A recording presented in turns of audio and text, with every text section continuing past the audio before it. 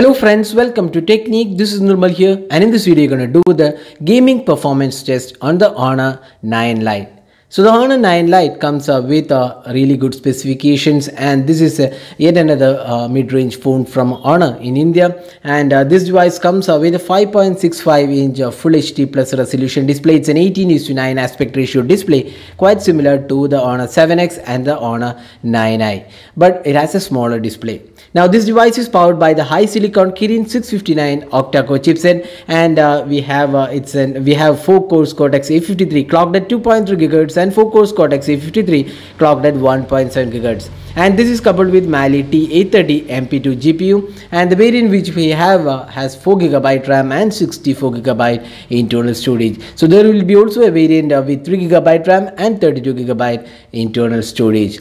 So now let's get started in the gaming test. So we'll play 3 games: Asphalt, Airborne, Modern Combat 5 and N.O.V.A 3, and see how good the gaming experience is. We'll also see the temperature rise on this device after playing games for almost close to 20 to 25 minutes with these 3 games. So before starting the gaming test, let's have a look at the battery right now. So you can see the battery is at 95%. Now we'll also test out the temperature right now. So let's see the temperature on the rear panel. So it's around 35 degrees, so closer to 36 degrees on the rear panel.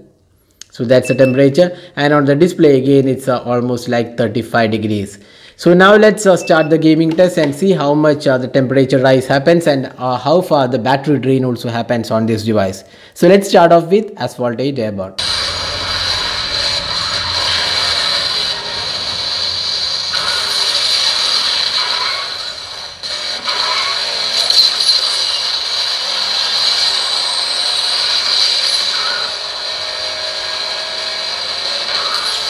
So now we are playing in high graphic settings.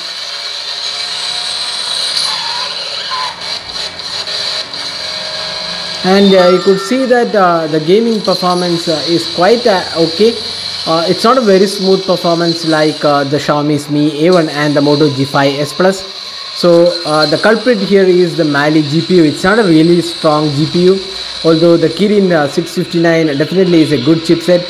We have seen this on the Honor 7X as well as the Honor 9i as well.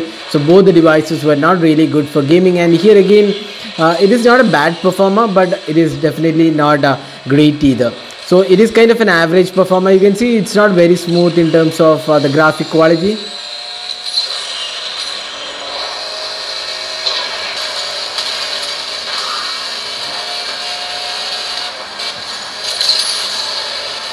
So here again you could see it struggles with high graphic settings.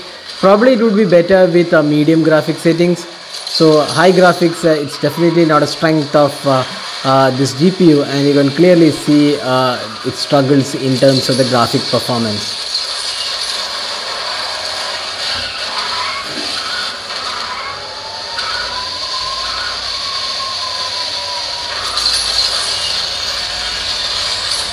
So we are now done with 2 rounds of Asphalt 8. Let's see the temperature. So it's gone up to 43 degrees.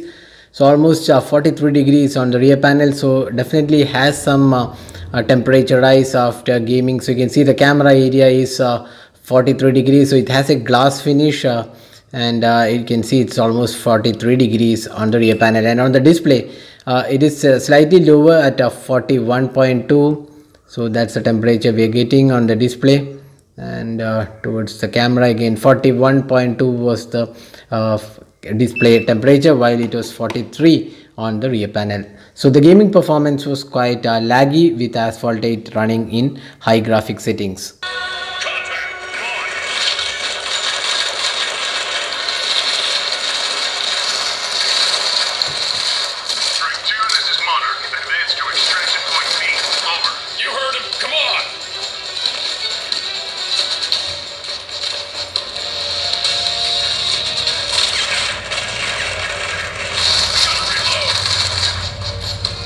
So here again you could see it's a laggy experience. It's not smooth, and you can see a lot of frames dropping.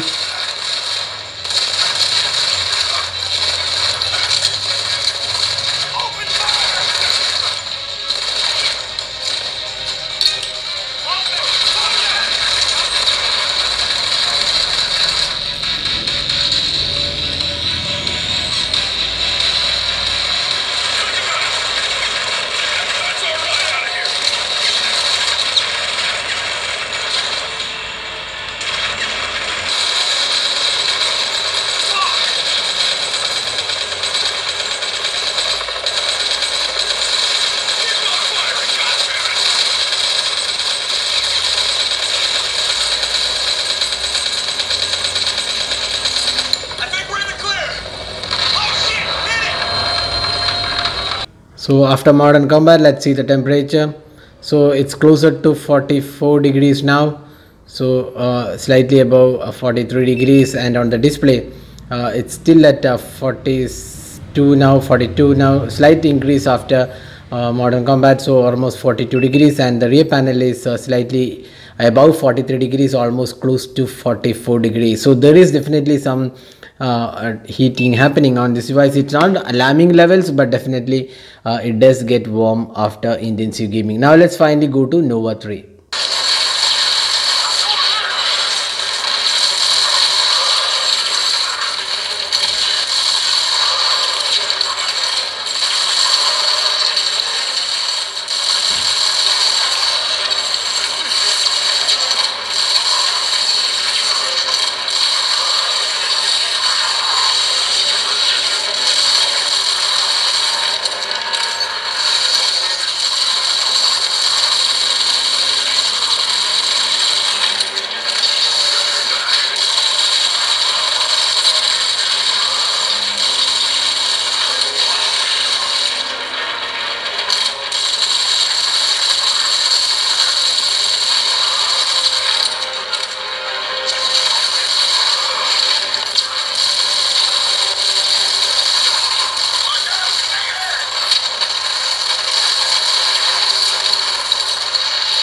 So now we are done with the gaming, and you can see the final temperature. It's still above 43 degrees, so that's the maximum temperature we got, slightly below the 44 degrees, and on the display it's again closer to 42 degrees.